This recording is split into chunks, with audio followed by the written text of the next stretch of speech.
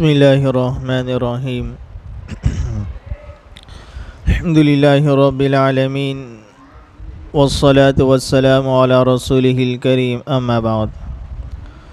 فاعوذ باللہ من الشیطان الرجیم بسم اللہ الرحمن الرحیم واللیل اذا یغشا والنہار اذا تجلی وما خلق الذکر والانثى ان سعیکم لشتی فاما من اعطى واتقى وصدق بالحسنى فسنيسره لليسرى صدق اللہ العظیم۔ بزرگان محترم اور میرے عزیز ساتھیو، یہ سورت کا نام سورۃ اللیل ہے۔ اللیل کے معنی آتے ہیں رات کے۔ اس سورت کی پہلی آیت کریمہ میں اللہ رب العزت نے رات کا تذکرہ فرمایا، اسی کی طرف نسبت کرتے ہوئے اس سورت کا نام سورۃ اللیل رکھا گیا۔ اس سورت کے اور شروع کی آیت کے شان و نزول کے متعلق تفسیر مظہری میں ایک روایت نقل کی گئی ہے۔ اسی طریقے سے علامہ ابن کثیر رحمۃ اللہ علیہ نے اپنی تفسیر ابن کثیر میں ایک روایت نقل کی ہے، اور اس حدیث کے بارے میں یہ بیان بھی کر دیا کہ نہایت غریب حدیث ہے۔ وہ حدیث پاک کیا ہے کہ نبی کریم صلی اللہ علیہ وسلم کے زمانے میں آپ علیہ السلام کے صحابہ کے ایک غریب صحابی تھے۔ ان کے پڑوس میں ایک کھجور کا درخت تھا، اس کی کچھ ٹہنیاں، اس کی کچھ شاخیں بازوں میں جو غریب گھر میں تھی اس پر جھکتی تھی۔ وہ کھجور کے درخت کا مالک جو تھا بڑا ظالم تھا، بڑا جابر تھا۔ وہ جب کھجوروں کو توڑنے چڑھتا اور جب کچھ کھجوریں بازو والے کے گھر میں چلی جاتی تو وہ وہاں پر جا کر بھی ان سے لے لیتا، بچوں کے ہاتھ میں ہوتی چھین لیتا، بچوں کے منہ سے نکال لیتا۔ وہ غریب صحابہ نے نبی کریم صلی اللہ علیہ وسلم سے شکایت کی تو نبی کریم صلی اللہ علیہ وسلم نے اس درخت کے مالک سے ملاقات فرمائی، اور نبی کریم صلی اللہ علیہ وسلم نے ارشاد فرمایا کہ اس درخت کو مجھ سے جنت کے درخت کے بدلے میں بیچ دو، کہ یہ درخت مجھے دے دو، اس کے بدلے میں جنت کا درخت ملے گا۔ انہوں نے کہا کہ بھئی مجھے یا رسول اللہ یہ درخت بڑا محبوب ہے، بڑا پسندیدہ ہے، میں یہ درخت نہیں دے سکتا، اور یہ کہہ کر چلے گئے۔ وہیں پر اس مجلس میں ایک اور صحابی رسول صلی اللہ علیہ وسلم نے اس بات کو سنا۔ وہ صحابی آپ علیہ السلام کے پاس آئے اور کہا یا رسول اللہ، اگر میں نے وہ درخت کو خرید کر آپ کو دے دیا تو کیا میرے لیے بھی وہی وعدہ ہے؟ کیا مجھے بھی اس کے بدلے میں جنت میں کوئی درخت ملے گا؟ آپ نے فرمایا تیرے لیے بھی وہی وعدہ ہے۔ وہ صحابی رسول صلی اللہ علیہ وسلم اس درخت کے مالک کے پاس آئے اور کہا کہ یہ درخت مجھے بیچ دے، اس کے بدلے میں جو قیمت چاہے تو لے لے۔ اس نے کہا کہ تمہیں تو پتہ ہے کہ مجھے تو اس کے بدلے میں رسول اللہ صلی اللہ علیہ وسلم نے جنت کا درخت پیش کیا، تب بھی میں نے قبول نہیں کیا۔ یہ مجھے بڑا محبوب ہے، اس کی قیمت بڑی اونچی ہے، اس کی قیمت تو نہیں ادا کر سکتا۔ وہ صحابی نے کہا کہ اس کی قیمت کیا ہے؟ کہے کہ اس کے بدلے مجھے 40 درخت چاہیے، وہ بھی ایک ہی جگہ۔ وہ کہنے لگے کہ میں 40 درخت تو بہت زیادہ ہے، کیا نہیں یہی قیمت اس کی ہے؟ وہ صحابی نے کہا مجھے منظور ہے۔ اس کو ایسا کہ کہیں یہ اپنی بات سے مکر نہ جائے، کہ اپنی بات سے پھر نہ جائے۔ لوگوں کو بلایا اور گواہ کے طور پر لوگوں کو گواہ بنا دیا، اور تحریر لکھ دی گئی کہ یہ درخت میں اس کو 40 درخت کے بدلے میں اس کو بیچ رہا ہوں۔ پھر وہ درخت وہ صحابی نے خریدا۔ جنت کا کیسا شوق دیکھیے کہ جنت کا ایک درخت مل رہا ہے اور دنیا میں وہ جنت درخت کو بیچ رہے ہیں، اور اپنے 40 درخت کے بدلے میں ایک درخت کو خریدا جا رہا ہے، اور یہ بات کا یقینی ہے کہ مجھے اس کے بدلے میں جنت میں ایک درخت ملے گا۔ جنت میں ایک درخت ملے گا تو جنت بھی ملے گی، جب جنت کا درخت ملے گا تو جنت بھی ملے گی۔ یہ صحابہ کرام کا ایمان، ان کا توکل اور ان کا اللہ اس کے رسول سے محبت اور عشق کی انتہا کا پتہ چلتا ہے۔ جب بھی ان کے سامنے اللہ اس کے رسول کی کوئی بات آتی ہے وہ اپنے جان اور مالوں کو قربان کر دیتے ہیں اور اس بات کی کوشش کرتے ہیں کہ میرا اللہ اس کے رسول مجھ سے راضی ہو جائے۔ اسی کو قرآن کریم نے ایک جگہ فرمایا سمعنا و اطعنا۔ صحابہ کرام کی زندگی کیا تھی؟ ادھر اللہ تعالیٰ کے کلام کو سنتے تھے، نبی کے احادیث کو سنتے تھے، اور دوسری طرف ان کے اعمال قرآن احادیث کے موافق ہوتے چلے جاتے تھے۔ پھر آپ علیہ السلام کے پاس ہے کہ یا رسول اللہ میں نے وہ درخت خرید لیا ہے، تو ہمارے نبی نے وہ درخت وہ غریب گھر میں جو غریب صحابی تھے اس گھر والوں کو وہ درخت عطا فرما دی کہ آج سے یہ درخت تمہارا ہے۔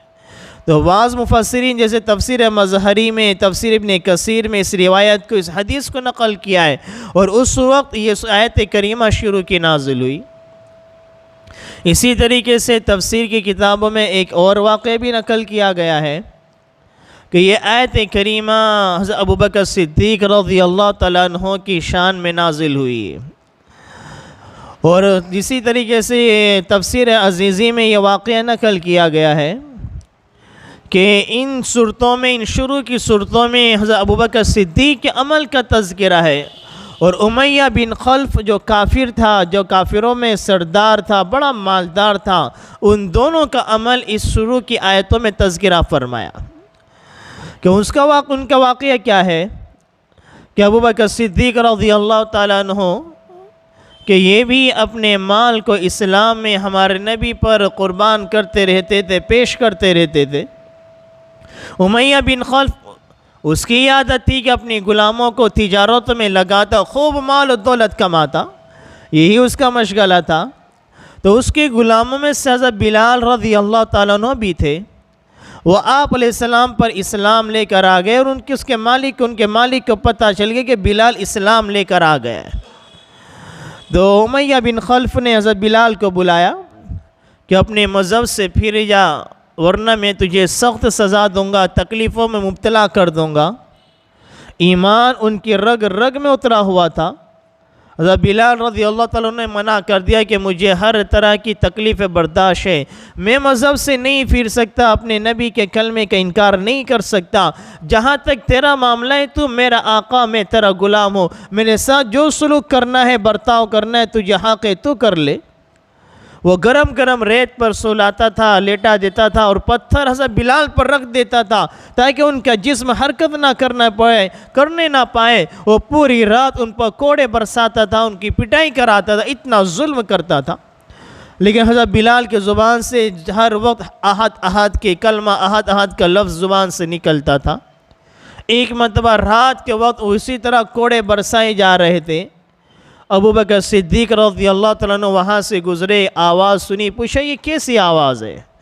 کہا کہ حضرت بلال کی جو ان کا جو مالک ہے وہ ان پر ظلم کرتا ہے، ان کے اسلام لانے کی وجہ سے۔ صبح میں حضرت بلال رضی اللہ تعالیٰ عنہ کے مالک کے پاس حضرت ابوبکر صدیق رضی اللہ تعالیٰ عنہ حاضر ہوئے کہ یہ حضرت بلال کو مجھے خریدنا ہے، مجھے بیچ دے۔ کہا کہ بھائی میں نہیں بیچوں گا، اس کی قیمت بڑی اونچی ہے۔ کہ کیا قیمت ہے کہ تم نہیں دے سکو گے؟ کیا قیمت ہے کہ تمہارا فلاں جو غلام ہے، ابوبکر صدیق ایک غلام تھا، بڑا ماہر تھا تجارت میں، کاروبار میں، بزنس میں بڑی مہارت رکھتا تھا، بڑا ہوشیار تھا، بڑا ماہر تھا، اگر تم مجھے اس غلام کو اس کے بدلے دے دو تو میں تمہیں دے دوں گا۔ ابوبکر صدیق رضی اللہ عنہ راضی ہو گئے کہ میرے اس غلام کے بدلے میں تجھے اس حضرت بلال کو خریدتا ہوں۔ حضرت بلال کو خرید لیا، پھر ان کو آزاد کر دیا۔ تو حضرت بلال کا وہ امیہ بن خلف مالک کہا کرتا کہ ابوبکر کتنا بیوقوف انسان ہے کہ یہ تو کسی کام کا انسان نہیں ہے، اس نے بلال کو خرید لیا، اور ایسے ماہر جو تجارت میں مہارت رکھنے والا غلام تھا اس کے بدلے میں خرید لیا، اس نے تو بڑے گھاٹے کا سودا کیا۔ حضرت ابوبکر نے فرمایا اگر ان کے بدلے وہ کیا جانے کہ بلال کی قیمت کیا ہے، وہ نہیں جانتے کہ بلال کی قیمت کیا۔ اللہ اس کے رسول کی نظر میں، ہمارے نبی نے فرمایا کہ لوگ جنت کے مشتاق ہوتے ہیں، اور بلال ایک ایسی شخصیت ہے کہ جنت اس کے مشتاق میں ہے، جنت اس کے مشتاق میں۔ ہمارے نبی نے فرمایا کہ بلال میں نے شب معراج کی رات میں اپنے آگے تیرے قدموں کی آہٹوں کو، تیری قدموں کی آواز کو میں نے سنا کہ ہمارے نبی کی اونٹنی کو لے کے آگے آگے چل رہے ہیں جنت میں، اور ہمارے نبی اونٹنی پر سوار ہوں گے، حضرت بلال ہمارے نبی کی اونٹنی کو لگام کو پکڑ کے آگے آگے چلتے ہوں گے۔ اسی کی طرف اشارہ ہے کہ حضرت بلال کو کہہ رہے کہ میں نے اپنے آگے آگے جنت میں تیرے قدموں کے آہٹوں کو سنا۔ تو ابو بکر صدیق نے فرمایا کہ بلال کی قیمت کو کیا جانے، اگر اس نے تو ایک ہی غلام کا بدلے مانگا، اگر میری پوری جائیداد کے بدلہ بھی مجھ سے بلال کو مانگتا، میں اپنی پوری جائیداد انہیں دے دیتا۔ یہ عشق رسول اللہ کی راہ میں خرچ کرنا اللہ نے اسی صورتوں کی شروع آیتوں میں ابو بکر صدیق کے عمل کو بتایا، اور اس کافر کے عمل کو بتایا کہ ایک مسلمان، ایک صحابی رسول ابو بکر صدیق کا عمل تو یہ ہے کہ اتمن اعطا واتقا، اللہ کے راہ میں دیتے ہیں، اللہ سے ڈرتے بھی ہیں، خرچ بھی کرتے رہتے ہیں۔ تو ان کی آیت میں، ان کی شان میں آیت کریمہ نازل ہوئی۔ اسی طریقے سے تفسیر کی کتاب میں ایک بات یہ بھی لکھی ہوئی ہے، حضرت ابو بکر صدیق رضی اللہ تعالیٰ عنہ کی عادت شریفہ تھی کہ آپ غلاموں میں جو بوڑھے ہوتے، ضعیف ہوتے، کمزور ہوتے، اس وقت غلام باندی کا دور تھا، تو غلام باندی میں جو کمزور ہوتے، بوڑھے ہوتے، اس کو آپ خریدتے اور ان کو آزاد، عورتیں ہوتی ان کو آپ خریدتے اور آزاد کر دیتے۔ تو ان کے والد ابو قحافہ نے کہا کہ تم بوڑھے لوگوں کو خرید کر آزاد کرتے ہو، جوان غلاموں کو خرید کر آزاد کرو، وہ تمہیں کام دیں گے، تمہارے آگے تجارت میں یا دنیاوی کاموں میں تمہاری مددگار بنیں گے۔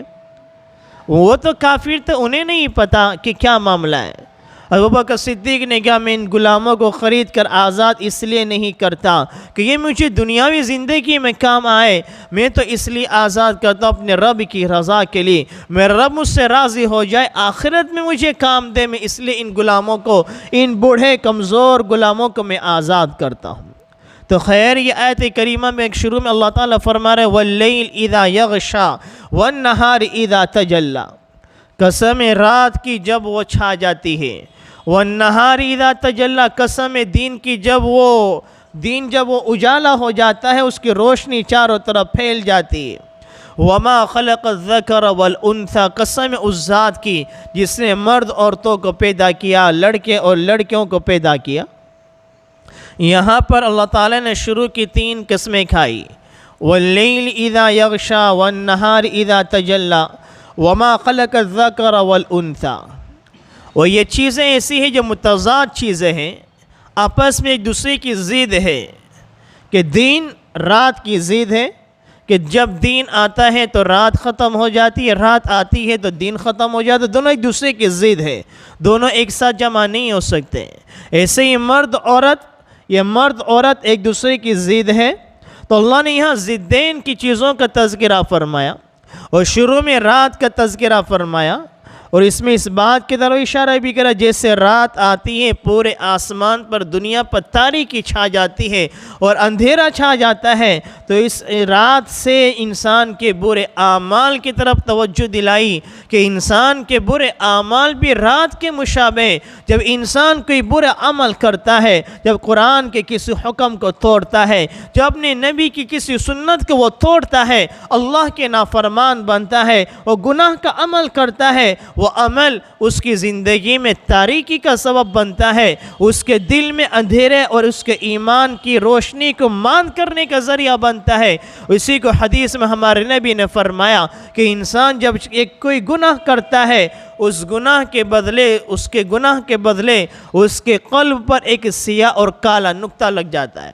جب دوسرا گناہ کرا، دوسرا کالا نقطہ لگ گیا، جب گناہ پہ گناہ کرتا ہے اس کا پورا دل سیاہ اور کالا ہو جاتا ہے۔ تو گویا گناہ والے اعمال، برے اعمال یہ رات کی تاریکی کی طرح ہے، جس طرح سے رات آتی ہے پورے افق پر، آسمان پر سیاہی اندھیرا چھا جاتا ہے، انسان جب برے اعمال کرتا ہے، گناہ کے کام کرتا ہے، اس کے دل پر سیاہی گناہ کی نحوست چھا جاتی ہے۔ وَالنَّهَارِ إِذَا تَجَلَّى، اور جب دین آتا ہے تو روشن ہوتا ہے، روشنی ہوتی چاروں طرف، انسان اس روشنی سے اپنے کاموں کو انجام دیتا ہے۔ ایسی جو بندہ اپنے نیک اعمال کرتا ہے، قرآن کے احکامات کے مطابق زندگی گزارتا ہے، اس کی صبح سے شام تک کی زندگی، اس کے صبح شام کے اعمال سنت کے موافق ہوتے ہیں، اس کا چلنا پھرنا، کھانا پینا، گھر میں آنا، گھر سے نکلنا سنت کے مطابق ہوتا ہے، تو وہ اعمال اس کے دل میں روشنی کا، نور کا ذریعہ بنتا ہے، جو روشنی اس کی جنت کے راستے کو ہموار کرنے والی بنتی ہے۔ تو واللیل اذا یغشا والنہار اذا تجلی، اور اس میں ایک بات کی اور طرف اور بھی کہ اللہ نے متضاد چیزوں کو بیان کیا، ضدین کو بیان کیا۔ جس طریقے سے رات دن ایک دوسرے کی ضد ہے، مرد عورت ایک دوسرے کی ضد ہے، اسی طریقے سے بندوں کے کچھ اعمال بھی ایسے ہیں جو ضدین ہیں۔ یعنی دنیا میں بھی کچھ بندے ایسے ہیں جو ایمان والے ہیں، کچھ بندے کافر ہیں، کفر کرنے والے ہیں، کچھ توحید پرست ہیں، کچھ شرک میں مبتلا ہے، کچھ اللہ تعالیٰ کے فرما بردار بندے ہیں تو کچھ اللہ تعالیٰ کے نافرمان بندے ہیں، کچھ جہنم کی راہ پر چلنے والے ہیں تو کچھ لوگ جنت کی راہ پر چلنے والے ہیں۔ جس طرح سے دنیا میں ضدین ہیں، زمین آسمان ہے، دن اور رات الگ الگ ہے، ایسے ہی بندے بھی دنیا میں الگ الگ ضدین اعمال کو کرنے والے ہیں۔ ہاں جو اچھے اعمال کرنے والے وہ جنت کی راہ پر چلنے والے ہیں۔ تو فرمایا کہ ان سعیکم لشتی، بے شک تمہاری کوشش سے الگ الگ ہے، مختلف ہے۔ جیسے کہ دنیا میں بہت سے انسان ہے، ہر انسان کوششیں کرتا ہے، ہر انسان محنت کرتا ہے۔ اسی طرح کے حدیث میں ہمارے نبی نے فرمایا جب صبح ہوتی ہے تو انسان اپنے جسم کو تجارت پر لگاتا ہے، اور وہ تجارت میں کبھی ایسا ہوتا ہے کہ کوئی انسان کی تجارت اس کو نفع دیتی ہے اور وہ نیکی کی طرف آمادہ ہوتا ہے۔ تو جو بہت سے بندے صبح اٹھتے ہیں، تجارت کی طرف جاتے ہیں، دنیا کی طرف جاتے ہیں، اپنے جسم کو تجارت پر لگاتے ہیں، اور وہ تجارت ان کے لیے نفع بنتی ہے کہ پورا دن کاروبار کیا،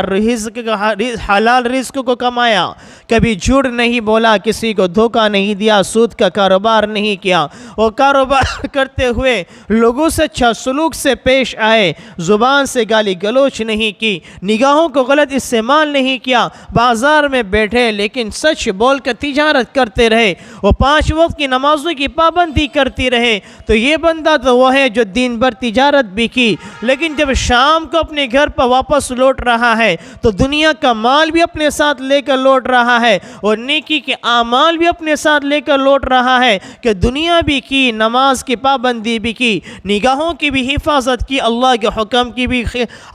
حکم کی خلاف ورزی بھی نہیں کی، اور دین کے مطابق عمل کرتا رہا، تو اس کی تجارت اس کے لیے نافع بن گئی۔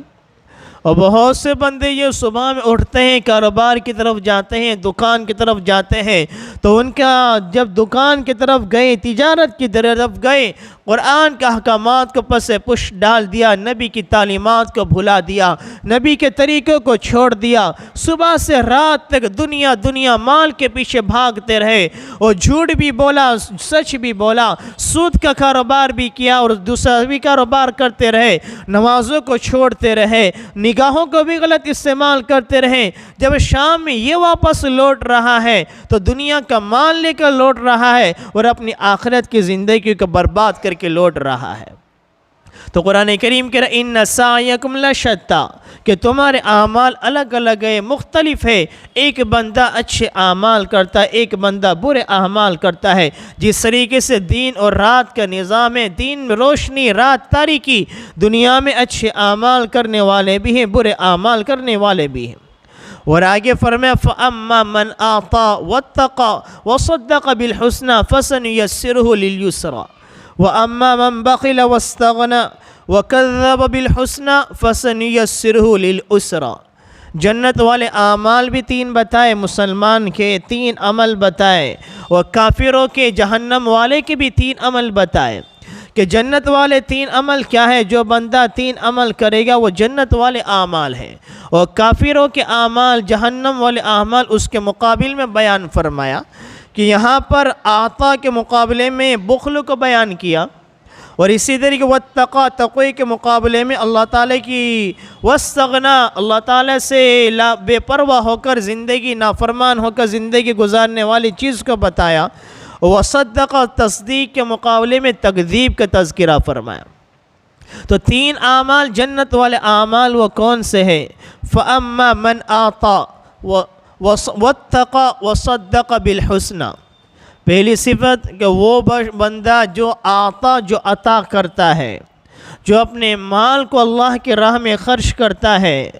وَاتَّقَى اور تقوی بھی اختیار کرتا ہے، ڈرتا بھی ہے، وَصَدَّقَ بِالْحُسْنَى، حسنہ کے معنی اچھائی کے آتے ہیں، اور اچھائی کی وہ تصدیق کرتا ہے، ہر اچھی چیز کی تصدیق کرتا ہے، ہر اچھی بات کو وہ مانتا ہے۔ حسنہ کے معنی قیامت کے دین کو بھی مراد لیا ہے، جنت بھی مراد لی ہے، اور کلمہ ایمان کو بھی مراد لیا ہے، جو ایمان کی تصدیق کرتا ہے، قیامت کی تصدیق کرتا ہے، جنت و جہنم کی تصدیق کرتا ہے۔ تو پہلی صفت کیا بیان فرمائی جنت والوں کی؟ من آتا، اللہ نے جو انہیں مال دیا ہے وہ اپنے مال سے اللہ کی راہ میں خرچ کرتے ہیں۔ جیسے میں نے شروع میں ابوبکر صدیق کے بارے میں بتایا کہ انہوں نے ایک غلام کو اپنے قیمتی غلام کے بدلے میں خرید لیا، وہ ایک صحابی نے ایک درخت کو اپنے 40 درخت کے بدلے میں خرید لیا، اور بھی غلاموں کو خریدتے ہیں، ابوبکر صدیق ان کو آزاد کرتے ہیں۔ تو من آتا، جو بندہ بھی اللہ کے دیے ہوئے مال کو اللہ کے راہ میں خرچ کرتا ہے، مسجدوں میں دیتا ہے، مدرسے میں دیا، یتیموں پر خرچ کیا، غریبوں کو دیا، یہ جنت والے اعمال ہیں۔ اور ایک جگہ اللہ تعالیٰ نے فرمایا کہ اللہ کی راہ میں مال تو دینا ہے، لیکن کیسا مال دینا ہے؟ تو چوتھے پارے میں اللہ تعالیٰ فرما رہے لن تنالوا البر حتى تنفقوا مما تحبون، اپنے مالوں میں سے ایسا مال پیش کرو اللہ کی بارگاہ میں جو تمہارے نزدیک سب سے زیادہ محبوب ہو، وہ پسندیدہ ہو، تمہارا اچھا مال ہو، گھٹیا چیز نہ ہو کہ جو گھر میں کسی چیز کی کام میں نہ آئی، جو پھٹ گئی، پرانے ہو گئے، وہ تم غریبوں کو دے دو، کپڑے پھٹ گئے، پرانے ہو گئے، اب وہ کسی کام کے نہ رہے، اب وہ تم اس کو غریبوں کو دے رہے ہو، یتیموں کو دے رہے ہو۔ یا اسی طریقے سے ٹوپیاں ہماری مسجدوں میں رکھی ہوئی ہوتی ہیں، جب گھر میں ٹوپی پرانی ہو گئی، بوسیدہ ہو گئی، پھٹ گئی، اب کیا کریں گے؟ اس کو مسجد میں لا کر رکھ دیتے، اللہ کے گھر میں لا کر رکھ دیتے، اور اسی پھٹی پرانی ٹوپیوں سے ہمارے مسلمان نوجوان بھی آتے ہیں، اور گندی پرانی پھٹی پرانی ٹوپی کو پہن لیتے، مسجد میں نماز میں شریک ہو جاتے ہیں۔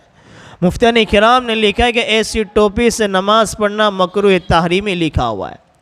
اسی طریقے سے پلاسٹک کی ٹوپیاں بھی ہماری مسجدوں میں اب تو کم ہو گیا، پھر بھی بعض مسجدوں میں لوگ ثواب کی نیت سے یہ ٹوپیاں رکھتے ہیں، کہ ثواب کی نیت سے پلاسٹک کی ٹوپیاں لا کر مسجدوں میں رکھتے ہیں۔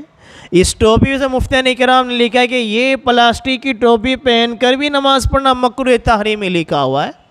اور اس کی وجہ یہ بیان فرمائے کہ ہر وہ لباس جس لباس کو پہن کر انسان کسی اچھی مجلس میں جانے کو شرم محسوس کرے، اسے لباس کو پہن کر اللہ کے دربار میں آنا، مسجد میں آنا اور نماز جیسی اہم عبادت کو ادا کرنا، یہ مکروہ تحریمی لکھا ہوا ہے۔